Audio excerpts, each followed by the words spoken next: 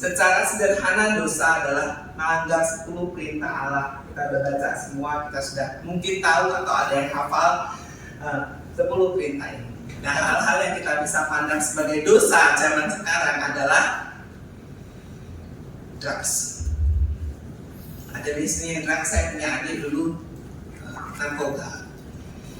Itu pergumulan yang sangat berat buat kami sekeluarga. Bersyukur hari ini sudah merdeka, sudah bebas, mungkin kurang lebih 15 tahun dia sudah balik ke jalan Tuhan. Ya, minum-minuman keras, belanja seks bebas. Saudara, sekarang ini ada tren yang berkata gini, selingkuh tuh nggak apa-apa asal nggak ketahuan. Setuju apa enggak? Nggak apa-apa asal nggak ketahuan. Ya, kita mungkin tidak kepelacuran, tapi kita punya orang-orang yang kita menganggap lebih penting dari pasangan kita.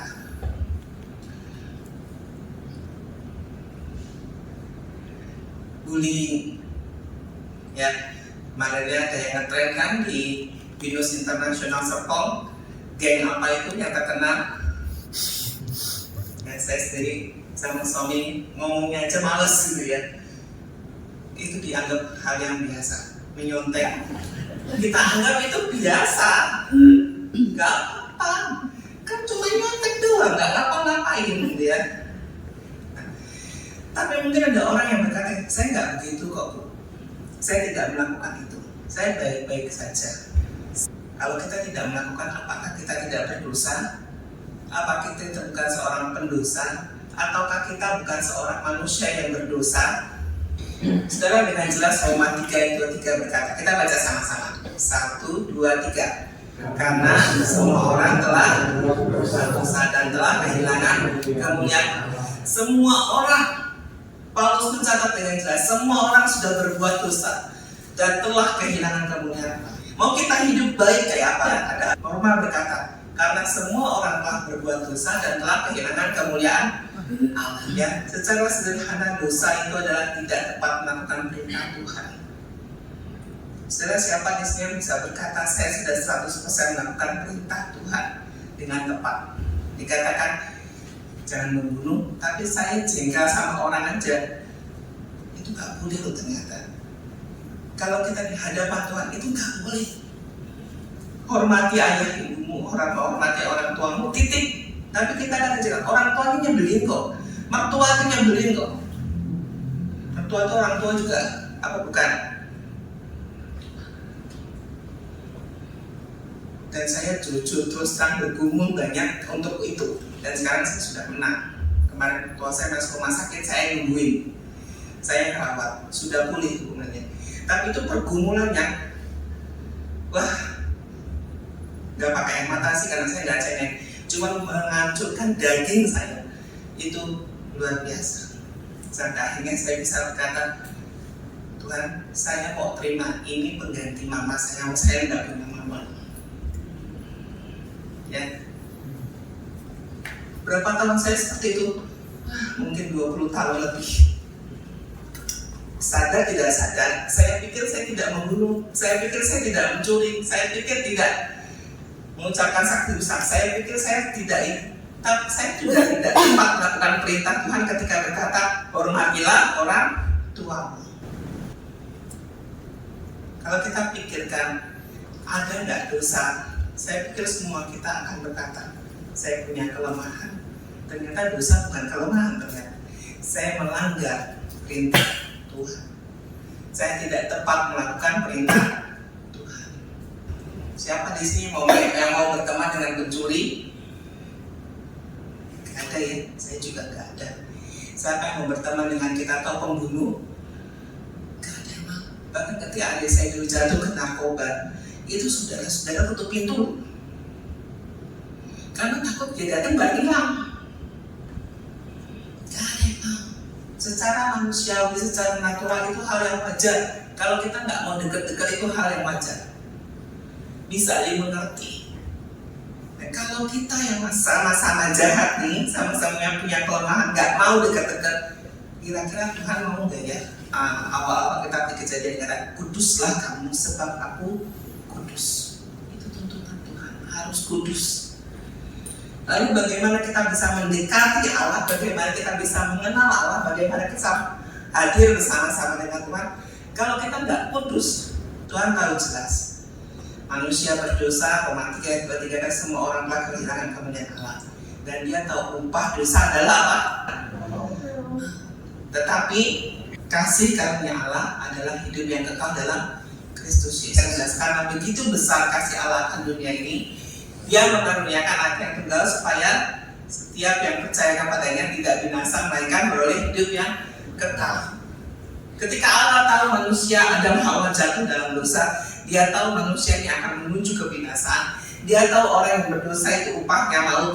Satu-satunya cara adalah mengutus anaknya mengambil rupa sebagai manusia untuk turun. Karena kasihnya Dia memilih untuk jadi serupa dengan ciptaan Allah. Dalam segala keilahiannya Dia mau meninggalkan. Karena apa? Karena kasihnya. Tujuan Tuhan Dia tahu sedar. Dia sungguh Dia datang untuk memanggil orang yang berdosa. Dia tahu nggak itu para menuju kayu benci? Kira-kira tahu nggak dalam kemahatauan Dia? Tahu. Dan Dia berkata dengan jelas, aku datang bukan untuk memanggil orang benar, tapi orang yang berdosa. Sedang kabar baiknya adalah siapapun kita hari ini, apapun dosa kita, ketahuan atau enggak, kelihatan atau enggak, disadari atau enggak, Tuhan memanggil kita. Saya bersyukur saya jadi orang berdosa, walaupun saya tidak bangga saya melakukan dosa. Karena untuk itulah Allah memanggil saya. Saya bersyukur Tuhan mau hadir ke dunia untuk menyelamatkan saya. Saya hanya membayangkan kalau saya tidak diselamatkan Tuhan, saya sekarang ini di mana? Ya Sakeus yang terkenal. Siapa Sakeus? Pemungut cukai.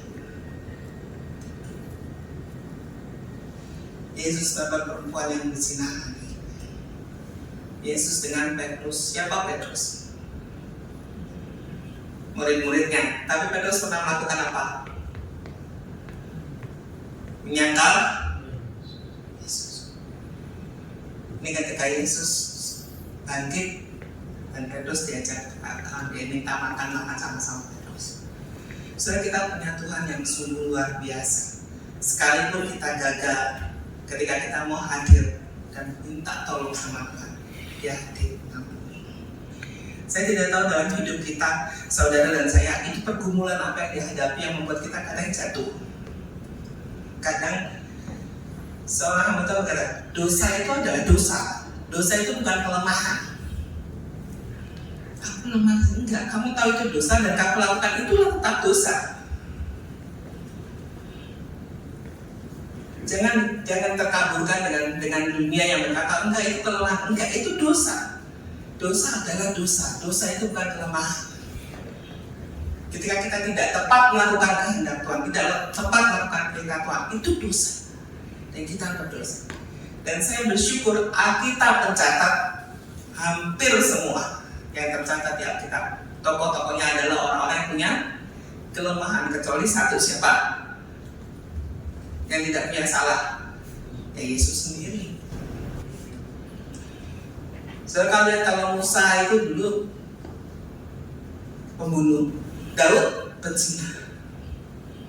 Siapa lagi tokoh di Alkitab? Saulus penganiaya jemaat. Orang-orang yang seperti ini yang luar biasa Tuhan pilih loh. Baik-baiknya Dia memilih dan mempercayakan itu kepada orang-orang yang seperti ini. Bahkan Saulus itu ditakuti karena dia penganiaya jemaat. Ketika adik saya dalam masa-masa narkoba itu, saya itu sedih karena tidak ada yang menyenangkan kalau punya adik pecandu.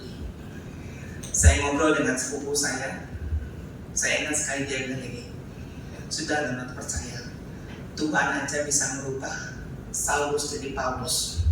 Tuhan bisa rubah hari ini. Dan saya ingat amin. Apakah langsung sekejap? Tidak.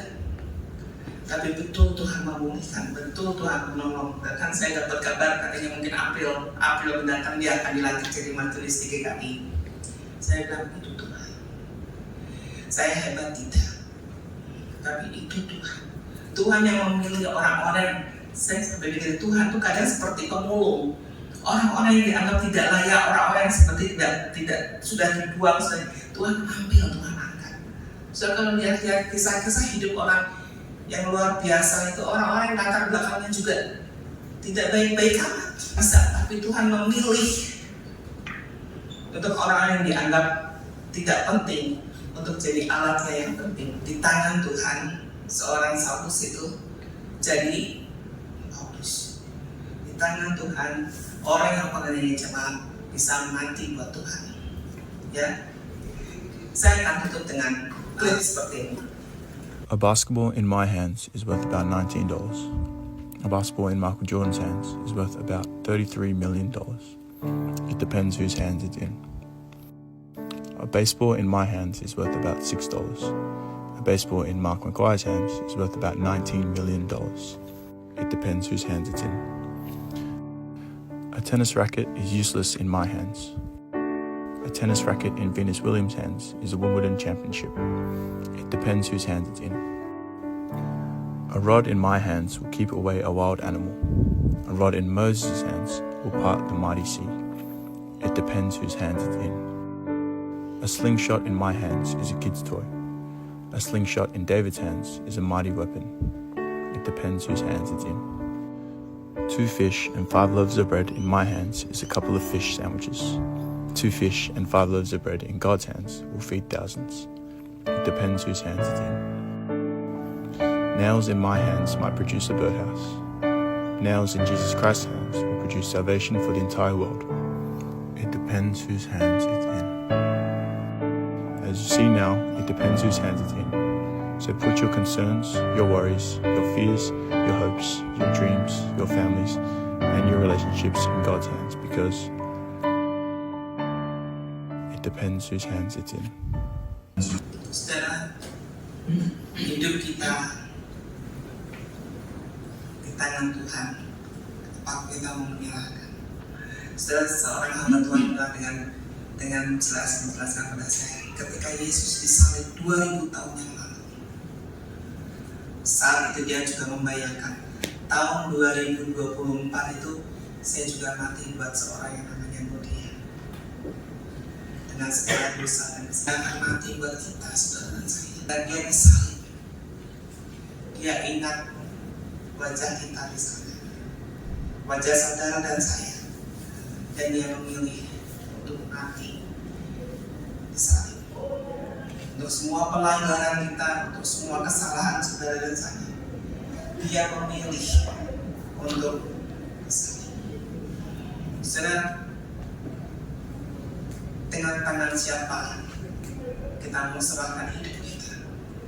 Ketika kita punya Allah yang begitu mengasihi kita, bahkan dia mau bersahabat dengan saudara dan saya, manusia berdosa, biarlah kita menyerahkan. Tergantung di tangan siapa kita menyerahkan. Dan kalau kita percaya, kita katakan, aku menyerahkan hidupku di dalam tangan Tuhan. Aku menyerahkan pada sahabat yang baik. Mari kita percayakan seluruh kekuatan kita, masa depan kita ke tangan Allah yang begitu mengasihi kita. Sahabat kita, sekalipun kita berdosa, dia memutuskan salib gantikan kita. Tuhan memberkati. Kita berdoa.